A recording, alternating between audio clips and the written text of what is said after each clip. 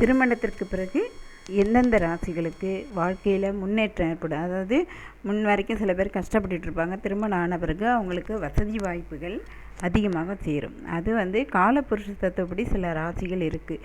பொதுவாக ஜாதகப்படி 7ஆம் இடம், அதாவது கலஸ்திரதானம் 11ஆம் இடத்துல இருந்தாலும் இல்லை 2ஆம் இடத்துல பொருளாதார ஸ்தானத்தில் இருந்தாலும் அவங்களுக்கு கண்டிப்பாக மனைவி மூலமாகவோ அல்லது மனைவி வந்த பிறகு இவருக்கு நல்ல வேலை கிடைக்கிறது, இல்லை ஏதோ பொருளாதாரத்தில் பதவி உயர்வோ ஏதோ கிடைச்சி அவங்க வாழ்க்கையில் முன்னேறுவாங்க. அது சில ராசிகள் அப்படின்னு காலபுருஷ தத்துவப்படி இருக்குது. பொருளாதார முன்னேற்றங்கிறது இந்த வரக்கூடிய பெண் மட்டும் கொண்டு வர்றதில்லை. இவருக்கு தானாக சுயமாகவே சம்பாதிக்கிறதுக்கு, உயர பதவி அடையிறதுக்கு, இல்லை சம்பள உயர்வு, இல்லை திடீர் அதிர்ஷ்டம் எது வேணாலும் நடக்கலாம். ஆனால் வாழ்க்கையில் முன்னேறுவாங்க.